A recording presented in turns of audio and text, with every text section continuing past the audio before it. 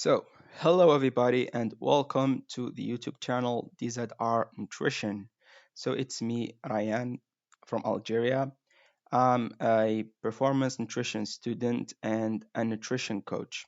I've been doing this for years now, and I want to share the knowledge that I think need to be shared. And throughout this next series, we are going to talk about the fundamentals of exercise nutrition and exercise physiology to some degree also. And whether you're an athlete or you're a coach who is coaching athletes yourself in swimming, in various sports, swimming, cycling, running, rowing, football, whatever sport your athletes are doing, you need to know the fundamentals before getting into some nutrition advice. Because if you know how something works, and if you know the basics and the physiology of the body, you can, first of all, you can cut out a lot of bullshit from the information you hear, especially in our age. You know, internet made everything good because everybody has a voice, but at the same time, it made stuff very messy because everybody has a voice, and the athletes and the coaches are going to get information from everywhere. So it's fundamental to know how the body works and what does work and doesn't. So today we are going to talk about exercise energy metabolism. In simple terms, it is just to refer to how does the muscle make the energy required to contract and to perform the physical activities it the muscle do. So, as a content, we will talk about ATP as a fuel for muscles first. These need to be addressed because our muscles and our body usually can only use ATP as a source of as a source of energy. Then we will talk about what are the ATP generating systems within the muscle, which are the important energy systems that we are going to talk about that are relevant for exercise physiology. Then we are going to talk about the systems used by event. So each event of each sporting event or athlete, what system will be recruited for the task. And then we'll get more deep into the aerobic system, which is the system we need for endurance training, as we will see later. So first of all, we have to talk about ATP. What is ATP? ATP is this is the composition of ATP, as you can see. This is the base, and we have a sugar here, and then we have three phosphates for people who are interested in the chemistry behind it. ATP simply is just the molecule that our muscles use to get energy from it.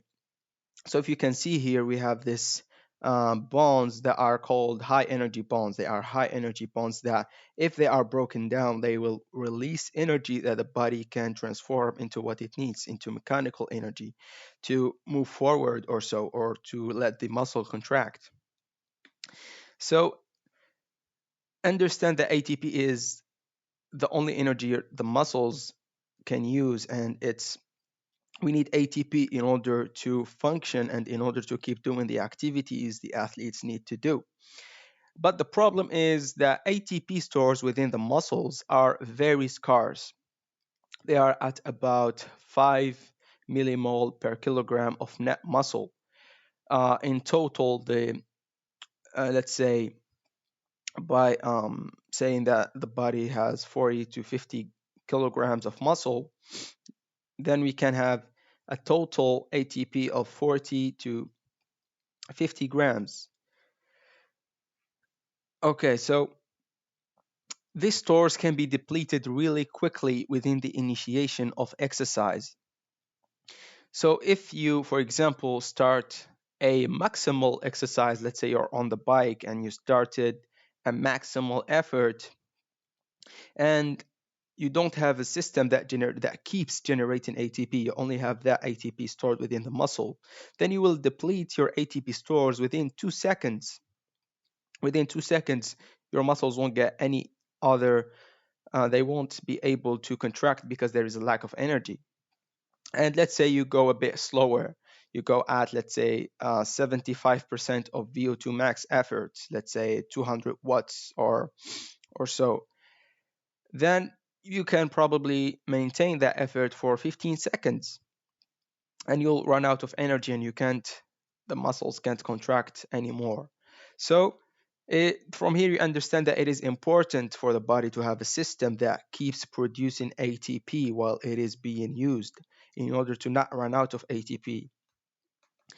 These are our three energy systems that are fundamental to sports physiology and fundamental to, let's say, coaches, nutritionists, and everyone to know because they form the basis of nutrition mainly. So there are three energy systems within the muscles. Two of them are anaerobic and one of them is aerobic. What does this mean? It means that two of the systems the body uses don't need oxygen in order to function and produce energy and ATP. And there is one system that is more complicated and needs oxygen to function. It needs oxygen to oxidize the substrate we are going to talk about. So what does determine what energy system the body is going to use? As we will see, the systems are phosphocreatine system, the glycolytic system or glycolysis, let's say, and the aerobic system. How does the body select which system to use? It is based on the exercise intensity and the duration, because first of all, the intensity will determine how fast do we need to regenerate ATP, how fast is ATP being used, and how fast do we need to keep producing it to not run out. So that's the first factor. And the second factor is the duration of the exercise, because the more and the longer we exercise, those substrates used to get ATP from can run out. So the capacity is important here, which means the how much do we have stored and can we use. So these two factors in a very complicated manner will regulate which energy system is being used. So other factors that can influence this also are the nutrition status. For example, let's say you are an endurance athlete who is on a ketogenic diet. You won't have enough carbohydrates to use the carbohydrates appropriately. So the body will rely on other energy systems that doesn't use carbohydrates because there is just no carbohydrates left. Also, the sex, sorry here, there's a mistake. So sex also will influence here because it has been observed that the metabolism between males and females can be different. Females can tend to use more fat than males, so that's a factor. Also, age, our metabolism will change as we age, and the environmental conditions, for example, heat or cold. These also will influence what energy systems are being used and at what rate. So we get to the first energy system, which is the PCR or phosphocreatine system. This system has a very high power, very the highest power of all the energy systems, which means what we mean by power is that it can generate ATP at a very fast rate. So if ATP is being used extremely fast and being depleted extremely fast, we need the PCR system to provide ATP really fast also. So this is going to be really important, as we will see later, in some events such as sprints. But also the caveat here is that phosphocreatine system has a disadvantage, which is that it has a very low capacity. The stores of PCR here of phosphocreatine will be very small and can be depleted also very quickly. The system can be also a good advantage of the system is that it is activated very rapidly within milliseconds of initiation. So very quickly, as soon as ATP start being used, PCR is there, can provide ATP at a very high rate and at within the initiation of the contraction very rapidly. And this is the how the chemical process in which phosphocreatine will produce ATP. So a thing I haven't mentioned is that when ATP is going to be used, as you have noticed, adenosine triphosphate, it has three phosphates, and whenever the muscle is going to use this ATP molecule. It's gonna release the ATP molecule is gonna release a phosphate. So this would not be within the molecule anymore, and we will have only two phosphate left. And this is called adenosine diphosphates. D meaning diphosphate meaning two. And this is how it does. So in order to reproduce ATP, we need that ADP that was left from using ATP. This, so as you can see here, its PCR is formed of creatine bound to a phosphate. So the phosphocreatine will give its phosphate to ADP, and now ADP will have three phosphates, so ATP is generated, and we have left creatine. And the enzyme that does this equation or this chemical process is creatine kinase. So as I said, the system can provide at a very, very high rate, but it's going to be within low capacity. This is the main system that our body uses in maximal efforts of 6 to 10 seconds, like in sprints of 100-meter sprints, or in the first part of the 200-meter sprint, as you can see here in this graph. Um, when we have efforts here, it is about 10 seconds in blue. We have the phosphocreatine system is the main, and as you can see, it's gonna start very rapidly and it's gonna give at very high rate ATP. But then, because of the low capacity, it will decrease very, very rapidly. And this what makes, I would bet that you have heard of creatine supplements. And this is the mechanism of the creatine supplements, as they can raise the creatine content in the muscle by up to 20-25%. So you will have more capacity here, which is how creatine supplements that are proven will give a benefit, a positive effect on performance. So now we move on to the second, a bit more complex process, but we're not going to dive into the complexity of the chemistry right here. We're just going to give what is this system. So the second system is glycolysis. What glycolysis, it is also called the anaerobic lactic system. Anaerobic meaning it doesn't use oxygen, and lactic is because, as we are going to see later, it's going to give lactic acid as a byproduct.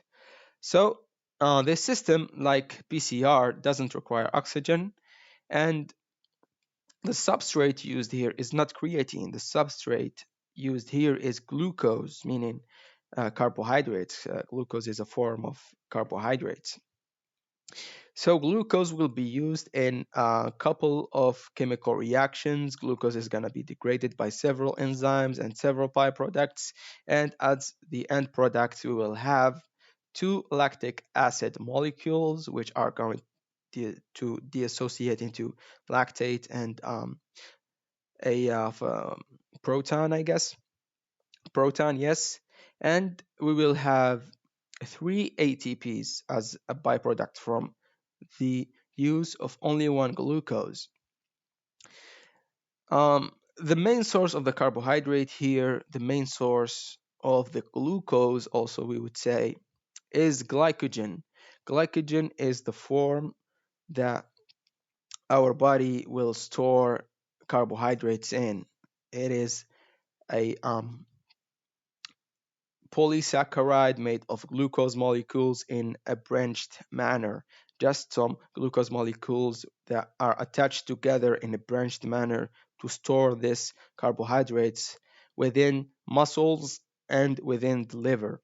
So in the liver, we would have up to 100 grams of glycogen stored, whereas in the muscles, we can have up to 700 or 800 grams of glycogen stored. So that will be the main source of the glucose used for glycolysis. Also, exogenous, or let's say glucose from the blood, can enter and be oxidized also, not only glycogen. So this is for glycolysis. And as you can see here, glycolysis is special in a way that it's gonna produce lactic acid that is gonna raise the acidity of the muscle and the environment. And as you may have heard within the sports science literature, time ago, lactic acid was thought to be responsible of fatigue in endurance exercise. And now there is a big debate about that. But just know that um, high rates of glycolysis use will raise the acidity of the muscles, which if we didn't have a regulation within our body to produce some fatigue and stop us from using too much glycolysis, it wouldn't have prevented us from raising the acidity to dangerous levels within the muscles. However, note that we will get fatigued way before our muscles are very acidic to stop the contractions and to become dangerous. So there is a protective mechanism out there.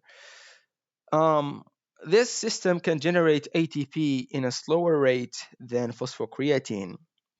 However, it has a higher capacity than phosphocreatine. So as you can see here, um, it will have a harder time than PCR to get started. So it's slower than phosphocreatine to get to its highest rate. And then it has a higher capacity than PCR, but also it's gonna be degraded very soon.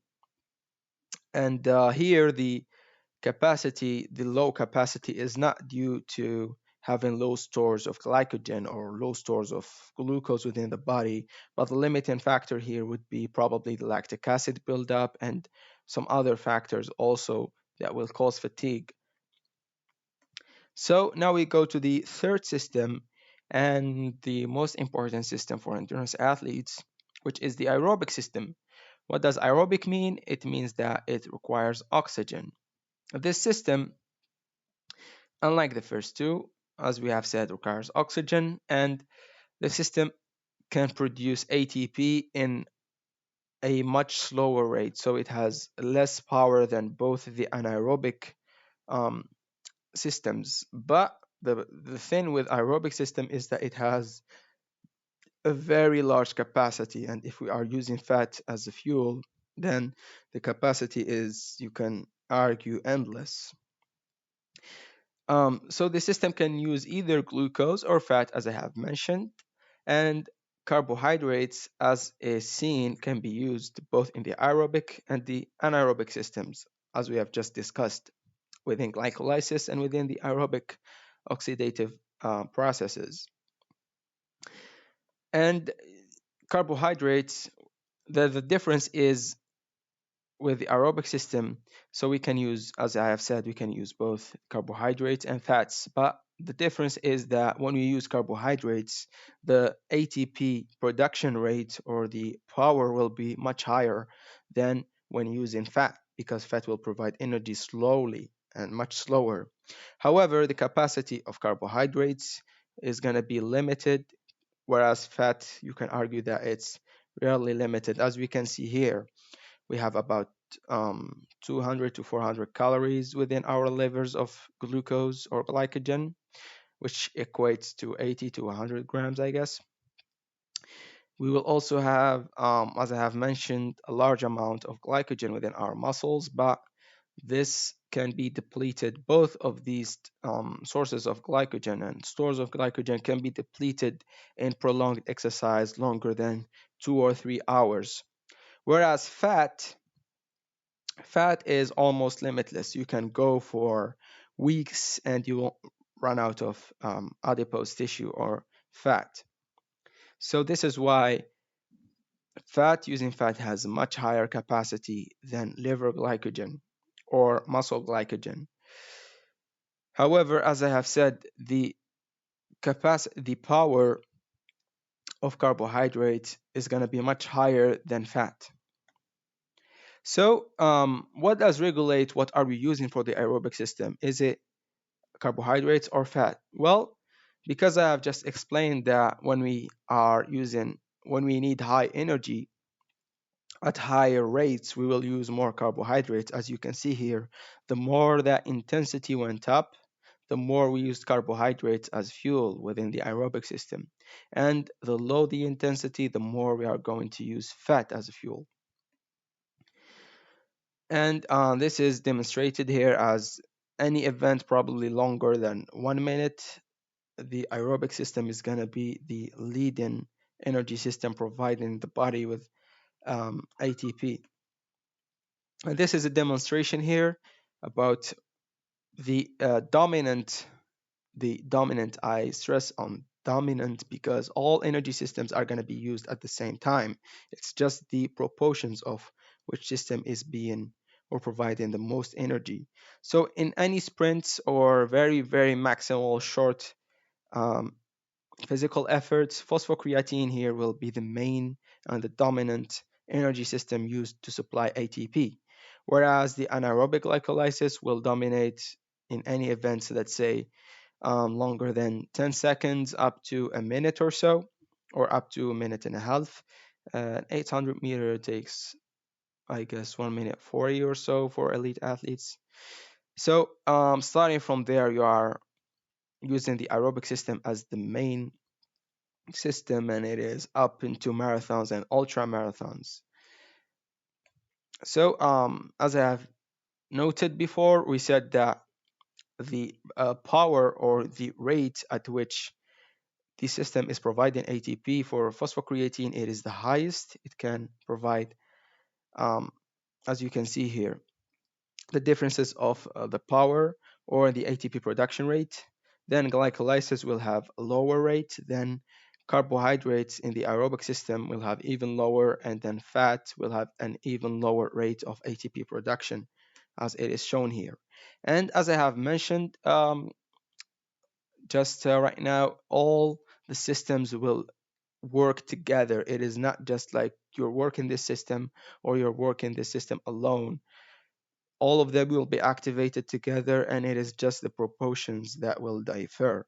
As you can see here, within initiation of exercise, phosphocreatine is the main, but we have also some glycolytic activation and aerobic activation, which is slow here. And it's a continuum, as you can see.